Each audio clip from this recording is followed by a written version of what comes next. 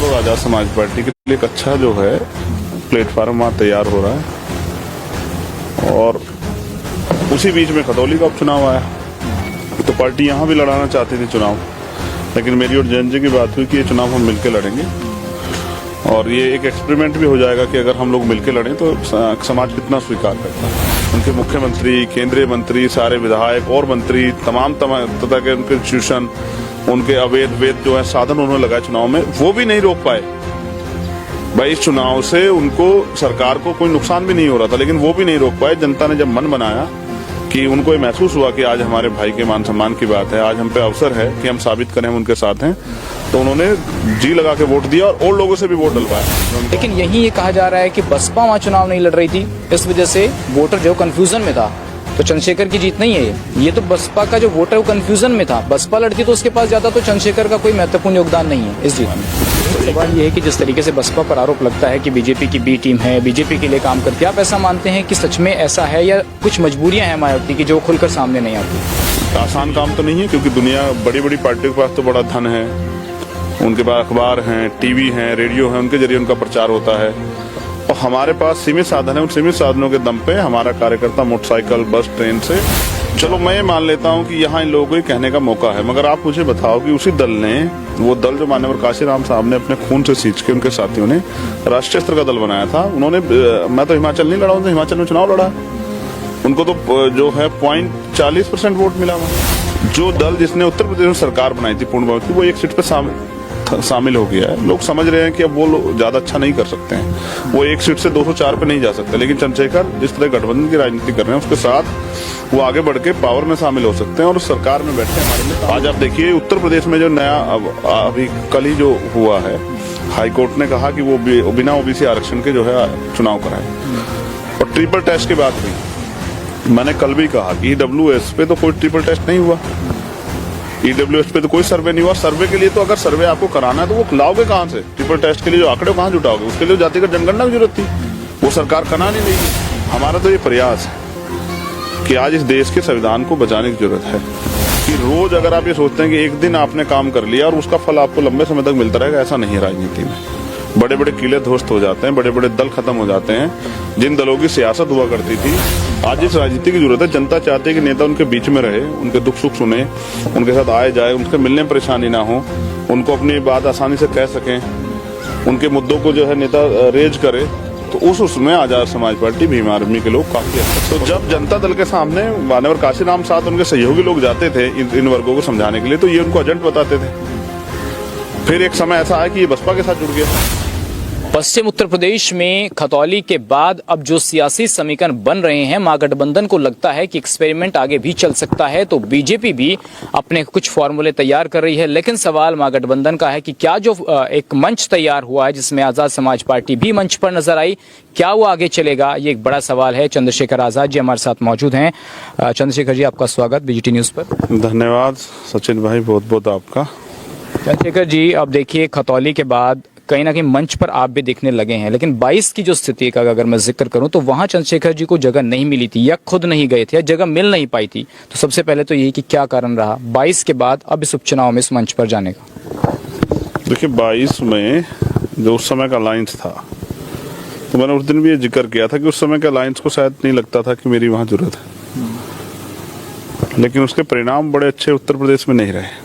मैं तो उसमें एक सार्थक पहल मैंने की थी कि वो गठबंधन में हम लोग शामिल रहें, क्योंकि राजनीति से बड़ी मेरे लोगों के प्रति मेरी जिम्मेदारी है। और जो भारतीय जनता पार्टी की सरकार में 17 से 22 तक हमारे लोगों ने सहा, चाहे वो नौजवान हो, किसान हो, महिलाएं हो, मजदूर हो, व्यापारी हो, तो अगर हम उनका नेतृत्व कर रहे हैं या उनकी आवाज उठा रहे हैं तो उनकी समस्याओं को और उनकी बेहतर स्थिति को समझने के लिए हमें ऐसे फैसले लेने चाहिए जो जनता के हित में हो। किन्हीं कारणों से वो उस समय सफल नहीं हो पाया। मैं अपना प्रयास किया और निराशा मेरे हाथ लगी, लेकिन अब जब वापस एक मौका मिला कि हम ये निश्चित करें कि भारतीय जनता पार्टी को क्या हम रोक सकते हैं, तो क्योंकि उस चुनाव के बाद ही तत्काल जैन जी से मेरी बात हुई और हम लोग राजस्थान को लेकर ज्यादा सक्रिय हैं, क्योंकि 2023 में वहाँ इलेक्शन है, हम लोग वहाँ ज्यादा काम कर रहे हैं। उम्मीद है कि वहाँ से बहुत अच्छे रिजल्ट आने वाले हैं। राष्ट्रीय लोकदल और आजाद समाज पार्टी के लिए एक अच्छा जो है प्लेटफार्म वहाँ तैयार हो रहा है और उसी बीच में खतौली का उपचुनाव आया, तो पार्टी यहाँ भी लड़ाना चाहती थी चुनाव, लेकिन मेरी और जयंत जी की बात हुई कि ये चुनाव हम मिलकर लड़ेंगे और ये एक एक्सपेरिमेंट भी हो जाएगा कि अगर हम लोग मिलकर लड़ें तो समाज कितना स्वीकार करता है। देखिए चंद्रशेखर जी, इसमें एक महत्वपूर्ण भूमिका आपकी इसलिए देखी जा रही है कि खुद जो विधायक बने मदन भैया वो आपसे मिलने भी आए थे चुनाव जीतने के बाद, तो ये कहा गया कि देखिए नहीं, बहुत अच्छी महत्वपूर्ण भूमिका है, लेकिन यही ये कहा जा रहा है कि बसपा वहाँ चुनाव नहीं लड़ रही थी, इस वजह से वोटर जो कंफ्यूजन में था, तो चंद्रशेखर की जीत नहीं है ये तो बसपा का जो वोटर वो कंफ्यूजन में था, बसपा लड़ती तो उसके पास जाता, तो चंद्रशेखर का कोई महत्वपूर्ण योगदान नहीं है इस जीत में। वो सही कह रहे हैं, जिसको जो कहना है, देखिए मैं किसी को कहते हुए तो नहीं रोक सकता हूँ, लेकिन बस क्योंकि आप जिला सहारनपुर गए, मैं आपको कुछ चीजें याद दिला दे रहा हूँ। यहाँ जिला पंचायत का चुनाव हुआ था और उसमें 2.25 लाख वोट आजाद समाज पार्टी को मिला था। हमारे 2 मेंबर भी जीते सहारनपुर में और कई सीटों पे हम दूसरे नंबर पे थे। और जिस मुजफ्फरनगर की आप बात कर रहे हैं उसमें हमारे 8 मेंबर जीते, और जिस पार्टी की बात आप कर रहे हैं उनके 2 या 3 मेंबर थे मुश्किल से। बिजनौर में हमारे 8-9 मेंबर जीते। मैं बात आपको इसलिए कह रहा हूँ, विधानसभा चुनाव में हमारा प्लान अलायंस के साथ मिलकर लड़ने का, अचानक से वो कैंसिल हुआ, तो जनता अब समझदार हो गई है और वो निर्णय लेती है सोच के कि बीजेपी, एक तरफ वो ये भी देख रही है कि बीजेपी कितनी बुरी तरह से जो है सरकारी इंस्टीट्यूशन को खत्म कर रही है, भाईचारे को तोड़ रही है, और जो तमाम तरह की बुनियादी जरूरत है उन पे जो है या जो अधिकार हैं लोगों के वो देने में सरकार खरी नहीं उतर पा रही, महंगाई हो, बेरोजगारी हो, तो जनता सोच समझ के फैसला लेती है। तो हमसे बड़ा एक आंदोलन उस समय मौजूद था, उन्होंने मुझसे, मेरे सामने उन्होंने कहा कि इस बार तो हम इनको वोट देंगे, इस बार हम इनको आखिरी मौका दे रहे हैं, अगली बार आपके साथ खड़े रहेंगे। और जब मैंने जाके ये बात उनसे कही है उपचुनाव में, तो भाई आपने पिछली बार तो मुझसे वादा किया था कि इस बार तुम इनको मौका दे रहे हैं, तो उन्होंने कहा कि हमने जो वादा किया था वो झूठा नहीं था, अब जब हम वोट पड़ेंगे तो आप हमारा वोट देख लेना किधर जाएगा, इस बार हम आपके साथ हैं। वहीं के अगर आप जाओगे कभी उस क्षेत्र में तो आप देखना वहाँ हमारा संगठन है, संगठन के लोग काम करते हैं। चलो मैं ये मान लेता हूँ कि यहाँ इन लोगों को कहने का मौका है, मगर आप मुझे बताओ कि उसी दल ने, वो दल जो मान्यवर काशीराम साहब ने अपने खून से सींच के, उनके साथियों ने राष्ट्रीय स्तर का दल बनाया था, उन्होंने, मैं तो हिमाचल नहीं लड़ा हूँ, हिमाचल में चुनाव लड़ा है, उनको तो जो है 0.40% वोट मिला वहाँ, और पूरे गुजरात में चुनाव लड़ा के वहाँ जो है 0.50 वोट मिला, और जिस दिल्ली में 16% वोट आता था उसमें पिछली बार 1% वोट नहीं आया। लेकिन चंद्रशेखर जी, जिस वोट पर आप अपना अधिकार समझते हैं या सोचते हैं कि पार्टी के साथ वोट जुड़ेगा, वहीं बसपा भी उस पर काफी लंबे समय से अधिकार रखती है, उसी के कारण 4 बार मुख्यमंत्री बनी, तो आपके सामने चुनौती नहीं है कि उस वोट को शिफ्ट कराना अपनी तरफ एक बड़ी चुनौती होगा? क्या उस विश्वास को तोड़ पाएंगे चंद्रशेखर? नहीं, मैं, विश्वास तो जनता का टूट चुका है। देखिए मैंने जैसा आपसे कहा, किसी की बुराई करने से, किसी की आलोचना करने से कोई आगे नहीं बढ़ सकता, मेरा ऐसा मानना है। आप अपने काम से आगे बढ़ते हो। आज जो मैंने पहचान हासिल की है भीम आर्मी, आजाद समाज पार्टी के लोगों ने जो संघर्ष किया है, मैं भी उस संघर्ष में जो थोड़ा बहुत शामिल हुई, उसकी वजह से पहचान मुझे मिली है। तो मैंने जैसा आपको कहा कि ये चुनाव हुए, उसमें अगर उस रिजल्ट को भी जनता देख रही है, जो दल जिसने उत्तर प्रदेश में सरकार बनाई थी पूर्ण बहुमत की, वो एक सीट पे शामिल हो गया है। लोग समझ रहे हैं कि अब वो लोग ज्यादा अच्छा नहीं कर सकते हैं, वो एक सीट से 204 पे नहीं जा सकते, लेकिन चंद्रशेखर जिस तरह गठबंधन की राजनीति कर रहे हैं उसके साथ वो आगे बढ़ के पावर में शामिल हो सकते हैं और उस सरकार में बैठ के हमारे लिए कानून बनवा सकते हैं। जनता समझदार है, जनता बेवकूफ नहीं है। और जैसे आप कह रहे हैं ना कि मैं उन पर अधिकार, मैं जो कुछ भी उनसे कह रहा हूँ वो उनके वास्तविकता में आज हालात ऐसे हैं। आज आप देखिए उत्तर प्रदेश में जो नया अभी कल ही जो हुआ है, हाई कोर्ट ने कहा कि वो बिना ओबीसी आरक्षण के जो है चुनाव कराए, और ट्रिपल टेस्ट की बात हुई है। मैंने कल भी कहा कि ईडब्ल्यूएस पे तो कोई ट्रिपल टेस्ट नहीं हुआ, ईडब्ल्यूएस पे तो कोई सर्वे नहीं हुआ। सर्वे के लिए तो अगर सर्वे आपको कराना है तो वो लाओगे कहाँ से? ट्रिपल टेस्ट के लिए जो आंकड़े कहाँ जुटाओगे? उसके लिए जातिगत जनगणना की जरूरत थी, वो सरकार करा नहीं रही है। तो मैंने कल ये सवाल रेज किया था कि जिनको 1931 में जिनकी आबादी 52% हो गई थी, वो पिछड़े वर्ग के लोग जो आज वो जो जातियां हैं उनके हिस्सेदारी देने में सरकार कोताही क्यों बरत रही है? अब अगर ये मामला सुप्रीम कोर्ट चला जाएगा तो ये पेंडिंग हो जाएगा। नया जो नेतृत्व खड़ा होना है, नए जो चेयरमैन बनेंगे, मेयर बनेंगे, पार्षद बनेंगे, तो ये तो अपना काम कर ही नहीं पाएंगे, कुछ दिनों के लिए फेल हो गया है। और ये सरकार का अंडरटेकिंग चला जाएगा। सरकार तो जानबूझ के इसको पीछे हटा रही है, जिससे कि वो इन क्षेत्रों में भी अपने लोगों को अपने जरिए सरकार चला सके। तो ये छोटी सरकार तो फेल हो जाएगी। मैं किसी पे अधिकार नहीं वो कर रहा हूँ, हम तो अपनी मेहनत से संघर्ष करके लोगों को जोड़ने संगठन बना रहे हैं और दिन रात 24 घंटे लोगों के लिए काम करते हैं। ना आंधी तूफान देखते हैं, ना धूप छांव देखते हैं, ना सर्दी गर्मी देखते हैं, ना साधन देखते हैं। लोगों के बीच में जाते हैं, उनके लिए लड़ते हैं, लाठियां खाते हैं, जेल जाते हैं, मुकदमे झेल रहे हैं। समाज देख रहा है। सवाल ये है कि देखिए युवा वर्ग में मैं मान सकता हूं कि आपकी लोकप्रियता बढ़ रही है, लेकिन वो वोटर जो पुराना है, जो आज भी मायावती को अपना नेता मानता है, वो कहीं आजाद समाज पार्टी के साथ अभी जाता हुआ दिख नहीं रहा है। क्या उसमें टाइम लगेगा या खुद चंद्रशेखर जी अभी वो परिपक्वता नहीं दिखा पाए हैं उस समाज को? देखिए, इसमें दो चीजें हैं और मुझे कहने में कोई गुरेज नहीं। सच कहना चाहिए। सच ये है कि बड़ी मुश्किल से इन वर्गों के आधारित राजनीति का एक दल बना था और लोगों में इसको लेके एक डर की भावना है। मैं निसंकोच इस बात को कह रहा हूँ, मैं इन वर्गों के हालातों को जानता हूँ कि पुराना घर ऐसा ना हो टूट जाए और नया घर तैयार भी ना हो। तो वो इसलिए मेरी तरफ से अभी तक जो है मुझसे दूर थे कि भाई हम जो पुराना घर है उसी को किस तरह तैयार करके रखें, ठीक करके रखें। लेकिन अब वो दल अच्छी तरह से काम नहीं कर पा रहा है और अगर वो दल पीछे हट रहा है इसके लिए जिम्मेदार मैं तो नहीं हूँ भाई, इसके लिए तो उनकी नीति या उनका नेतृत्व जिम्मेदार है।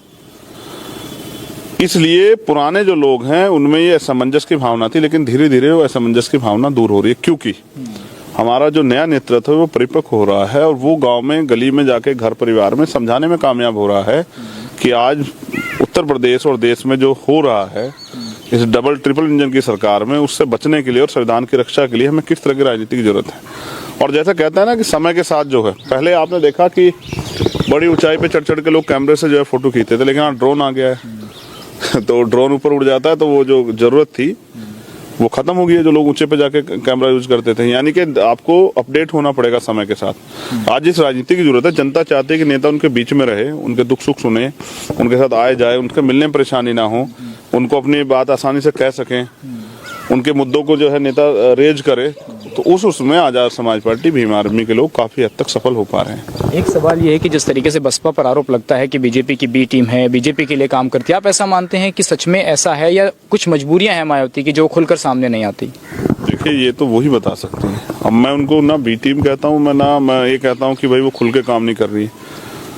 आप भी समझते हैं कि जब तक उनके अंदर बड़ी हिम्मत ताकत थी, उन्होंने बहुत मजबूती से इस वर्गों के लिए काम किया। लेकिन उम्र के साथ एक ऐसा पड़ाव भी है कि अब उस मजबूती के साथ जो है ना, शायद शरीर इस तरह की जो है हिम्मत को जो है नहीं वो देता होगा। ये एक नेचुरल है, प्राकृतिक है। जब मैं भी 60 साल का हो जाऊंगा तो शायद जिस क्षमता से आज काम कर रहा हूँ नहीं कर पाऊंगा। तो निराशा इस बात की है कि वो इसको सुधारने के लिए कुछ कर भी नहीं पाए। हमारे जैसे लोग जो उनमें उम्मीद आस्था रखते थे, उन्हीं लोगों को एजेंट वजेंट बता के दूर रखा।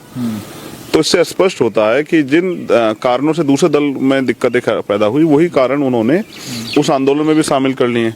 हमारा तो ये प्रयास है कि आज इस देश के संविधान को बचाने की जरूरत है। आज इस देश में जो कमजोर वर्ग के लोग हैं उनको इकट्ठा करने की जरूरत है और वो इकट्ठा करने के लिए उनके बीच जाके जो सत्य की बात है, ईमानदारी की बात है, उन लोगों को बताने की जरूरत है।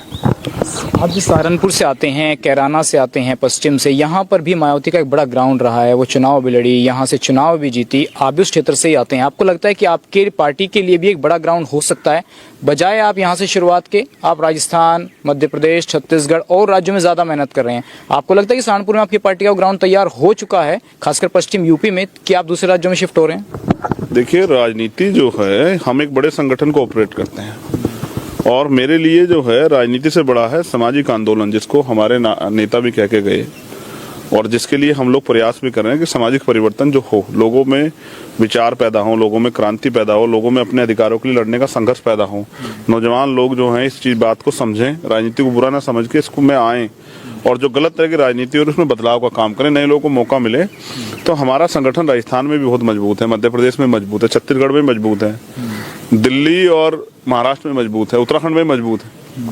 हम तो यहाँ भी चुनाव लड़े, सारी पार्टी, तब भी हम 4 सीटें यहाँ जीते।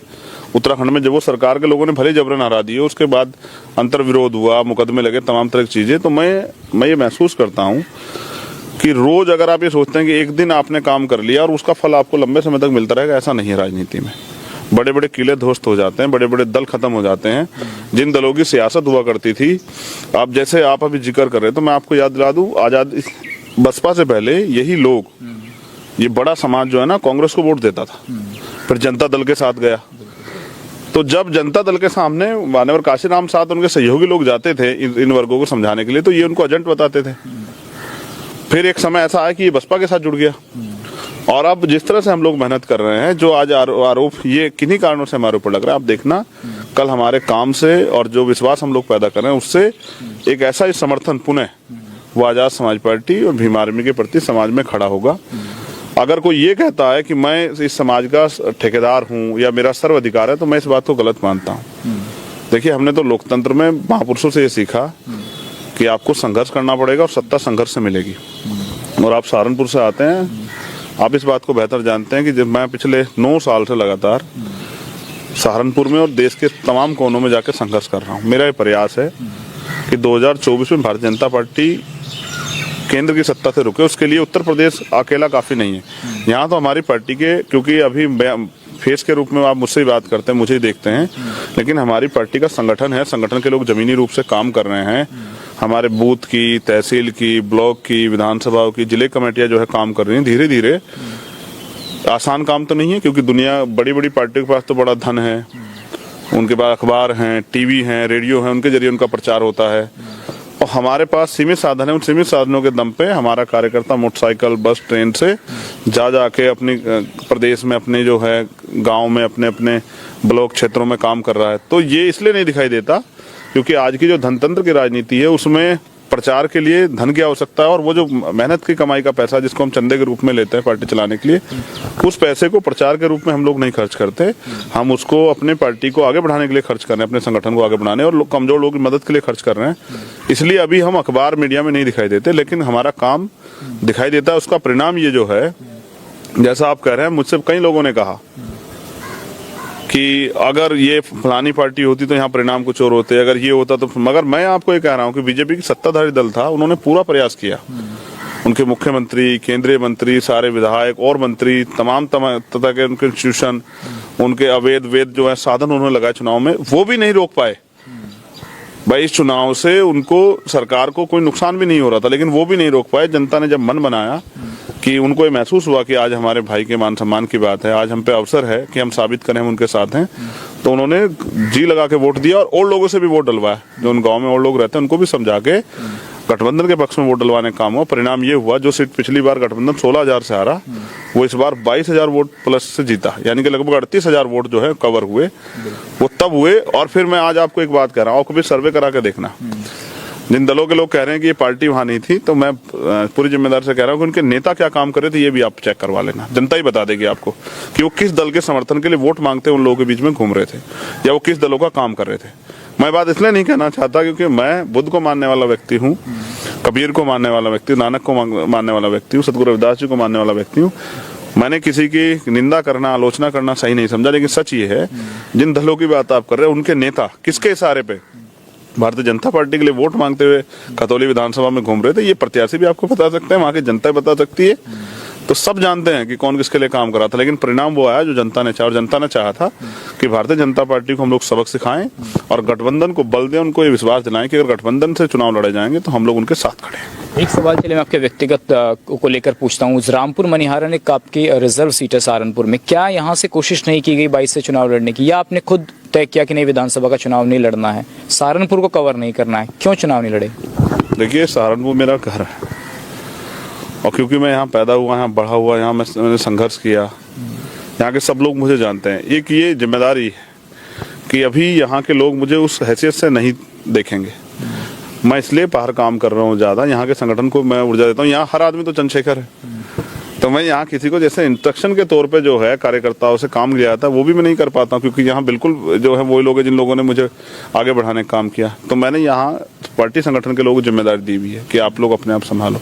दूसरे जिलों में मैं इसलिए ज़्यादा काम करता हूँ क्योंकि वहाँ मैं जाता भी नहीं हूँ, यहाँ भी जाता हूँ, वहाँ रहता भी नहीं हूँ, तो वहाँ मेरी ज़्यादा जरूरत है। यहाँ तो हर आदमी जो है संघर्ष के लिए तैयार है। राजनीतिक रूप से भी एक समय ऐसा आएगा, आप देखना, जो लोग आज मुझसे इस वजह से कि भाई हमारा आदमी अभी कमजोर है, दूर हैं, जब ये हमारा आंदोलन मजबूत हो जाएगा, आप देखना कि ये हमारा जो है ऐसा किला हो जाएगा, जैसे माननीय काशीराम साहब कहते हैं, एक जिला एक किला, ऐसा किला हो जाएगा कि दूसरे दल यहाँ चुनाव लड़ाने से पहले भी 1000 बार सोचा करेंगे कि वहाँ लड़ा के कोई फायदा है या नहीं।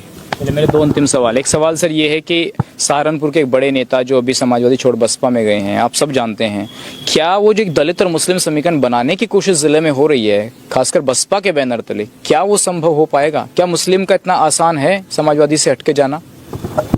अब ये तो जनता को तय करना है, और कौन कितना बड़ा नेता ये आप बेहतर जानते हैं। वो इतने बड़े नहीं कि मैं उनके बारे में कोई बात करूं। मगर मैं आपसे ये कह रहा हूँ कि जनता ये देख रही है कि कौन सी पार्टी किसकी मदद कर रही है और किस पार्टी के साथ मिलके हम लोग आगे बढ़ सकते हैं। तो मुझे ये जरूर कहना है कि अभी जिस तरह के इश्यूज गवर्नमेंट के द्वारा खड़े हो रहे हैं वो इस बात को स्पष्ट करते हैं कि ये सरकार किसी वर्ग की हितैषी नहीं। व्यापारियों के साथ जो जीएसटी के नाम पे भी हुआ है और व्यापारियों ने जिस तरह से महसूस किया है कि ये सरकार जो डबल इंजन की कही जाती है, दोनों हाथों से किसान, व्यापारी, नौजवान सबको लूटने का काम कर रही है और जनता इनसे मजदूर सावधान हो रहे हैं। अब आप आने वाले कल में देखना, जिनकी बात पहले से काफी बड़ी थी उनके साथ खड़े होकर जनता आसानी से इनको रोक सकती है। गठबंधन चलेगा सहारनपुर में जो मेयर का चुनाव आ रहा है? मैं बड़े दावे नहीं करता हूँ। सबसे बड़ी बात है कि बीजेपी जब ये सरकारी मशीनरी का दुरुपयोग करके और लाठी डंडे के दम पे या बंदूक के दम पे चुनाव को लड़ाएगी तो किस पार्टी कार्यकर्ता उनके सामने टकराने काम करेंगे, ये भी आप उत्तर प्रदेश में देख लेना। एक अंतिम सवाल बस मेरा चंद्रशेखर जी, सवाल ये कि क्या भविष्य में ऐसी स्थिति भी बन सकती है जैसे जैसे कद बढ़ेगा कि भाजपा के साथ कहीं तालमेल हो जाए, गठबंधन से निकलकर उधर जाया जाए, सत्ता का लालच मिल जाए, क्या कभी उस फेज में फंसेंगे चंद्रशेखर? एक दिन पहले भी मुझसे इस बारे में बात हुई थी तो उन्होंने कहा था कि अगर कुछ सीटें आ जाती हैं नेशनल मीडिया के एक पत्रकार ने, तो क्या आप बीजेपी को भी समर्थन देंगे? तो मैंने उस दिन उनसे बात कही थी कि जिनसे वैचारिक लड़ाई है उनका समर्थन किसी भी कारण नहीं हो सकता है। सत्ता अपनी जगह है, ऐसी सत्ता का लालच मुझे होता तो सचिन भाई मैं अपने विचारधारा पर आधारित दल नहीं बनाता, फिर तो किसी पार्टी को ज्वाइन करके विधायक और मिनिस्टर बन जाता अगर यही बनना होता। मेरी जिम्मेदारी ये है कि जो जिस आंदोलन को हमारे महापुरुष सींच के गए और किसी कारण से पुराने आंदोलन की दिशा भटक गई तो उस आंदोलन को हम लोग जिंदा रखें। तो भाजपा के साथ तो किसी भी कीमत पे नहीं जाया जा सकता है। राजनीति छोड़ी जा सकती है, इस काम को छोड़ के मैं घर में खेती कर सकता हूँ, लेकिन जिन लोगों ने महापुरुषों के आंदोलन को और इस देश में एक ऐसी व्यवस्था बना के बहुत सारे लोगों के लिए दरवाजे बंद करने का काम किया है, उनके साथ जाने का तो कोई मतलब नहीं बनता भविष्य में। राजनीति चले ना चले, एक सामाजिक आंदोलन चलाना था, वो अभी भी चल रहा है और वो जब तक जीवन रहेगा वो चलता रहेगा। प्रयास है कि जो सपने महापुरुषों ने देखे थे उनमें जितना भी योगदान हम लोग कर पाए। अभी तो मेरी उम्मीद है कि कुदरत अगर मुझे प्रकृति की मुझे 10-15 साल की जिंदगी देगी तो मैं इस सहारनपुर के नाम का सम्मान जो है प्रदेश में नहीं दुनिया में जो है रोशन करने का काम करूंगा। ये मेरा जिला है, यहाँ सब लोग चाहे किसी दल में रहें वो सब हमारे ही लोग हैं, परिवार के लोग हैं। और जब मुझे बड़ी खुशी होगी जब दुनिया के पटल पे मैं उनके नाम को जो है लेके जाऊंगा और उस पटल की उस नाम की चमक फैलेगी तो मुझे इस बात की खुशी होगी। अपने जिले को, अपने क्षेत्र के सम्मान को भी बना के रखना, अपने प्रदेश और देश के साथ जोड़ के रखना एक नेता की जिम्मेदारी है। मेरा प्रयास रहेगा भविष्य में कि सहारनपुर और सहारनपुर जुड़े क्षेत्रों के लिए, पश्चिम के लिए, जैसे हाईकोर्ट बैच की मांग है, जैसे एयरपोर्ट की मांग है, जैसे कई और ऐसी मांगे हैं जो होनी चाहिए, तो मैं उन पे मजबूत काम करूंगा और यहाँ की जनता को, इस क्षेत्र की जनता को निराश नहीं करूंगा उनसे उनके बिना कही, क्योंकि मैं इस क्षेत्र से आता हूँ, इनकी समस्या को समझता हूँ। बड़ी मजबूती से इन क्षेत्रों के लिए काम करके इसको भी विकास की तरफ जो है आगे बढ़ाने का काम करेंगे जो बीजेपी की सरकार में नहीं हो पाया। लोकसभा लड़ेंगे कहीं से, सहारनपुर से या क्षेत्र से आसपास से? जो भी पार्टी तय करेगी, पार्टी का जो आदेश होगा, हमारे यहाँ मुझसे भी बड़ी कमेटी है, वो कमेटी के जो डिसीजन होते हैं हम लोग उसको मानते हैं, वो हमारी कोर कमेटी है। जो कोर कमेटी और पार्टी का आदेश होगा, चुनाव लड़ने का होगा उसको लड़ा जाएगा, नहीं लड़ने का होगा नहीं लड़ा जाएगा। अगर लड़ाने के लिए कहा जाएगा तो उसको भी किया जाएगा। जो भी पार्टी का आदेश होगा पार्टी सर्वोपरि उसको माना जाएगा। चंद्रशेखर जी, आपने अपना समय दिया, इसके लिए आपका बहुत बहुत धन्यवाद। तो चंद्रशेखर आजाद जिन्होंने तमाम मुद्दों पर खुलकर अपनी राय रखी। फिलहाल इतना ही, नमस्कार।